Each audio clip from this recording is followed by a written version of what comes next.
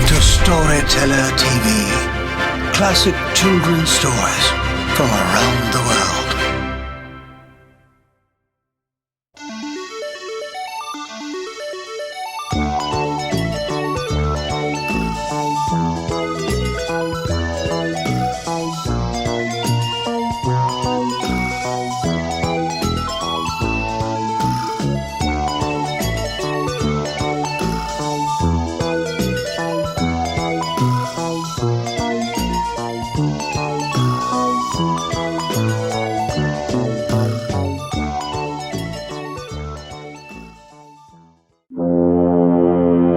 Forest Troll. Once upon a time, there was an old woman who lived with her 3 sons in a little wooden house on the edge of a dark forest. One year, when winter was coming, the old woman asked her eldest son to go into the forest and chop down a tree for firewood. "Do I have to?" the oldest boy asked. "When it gets really cold, we could all go to bed. Then we wouldn't need to build a fire." "Oh, don't be so lazy," the old woman said. "We can't stay in bed all winter. You're the strongest of my sons, so go and fetch some wood." The oldest boy didn't like hard work, but he finally set off for the forest, carrying the smallest axe he could find. When he got there, he went to the most rotten tree he could see. "This shouldn't be too hard," and he lifted up the axe to start chopping. He had just tapped the tree once when he felt a thump on his shoulder. He turned around, and behind him he saw the ugliest, most revolting troll you could ever imagine. The creature had one red eye in the center of his forehead, and his purple nose was knobbly and twisted like the root of an old tree. "Hey you, Superman!" shouted the troll. "If you chop down one tree in my forest, I'll break you into 50 pieces." The boy threw down his axe. He ran home as fast as his legs could carry him, and he told his family all about the giant. "Fancy being afraid of a stupid old troll," sneered the second son. "I wouldn't be afraid." The next morning, the second son picked up a bigger axe and set off to fetch some wood. As soon as he got to the forest, he found a large tree that looked like it would make enough wood to last the whole winter. Thwack!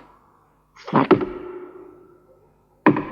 The sound of his axe echoed through the forest, but before he'd got halfway through the tree, the troll appeared. "Hey you!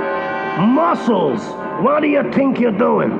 You lift that axe once more, and I'll break you into 100 pieces." Don't think I'm scared of an old troll like you. You can't frighten me. I'm going to chop down this tree. "We'll see about that." And he lifted a long arm up into the tree and pulled off a big branch. He snapped it across his knee and started breaking it into tiny twigs. The second brother saw how strong the troll was and ran off home as fast as he could. He was shaking with fear when he arrived home, and his elder brother greeted him. "Well, where's all the wood then?" "I met the nasty troll. He chased me out of the forest. He was much too strong to argue with. Why, he was 50 feet. Just then, the old woman's youngest son butted in. "I wouldn't be scared of him. I'm sure I wouldn't. I'll go and fetch the wood." "What, you?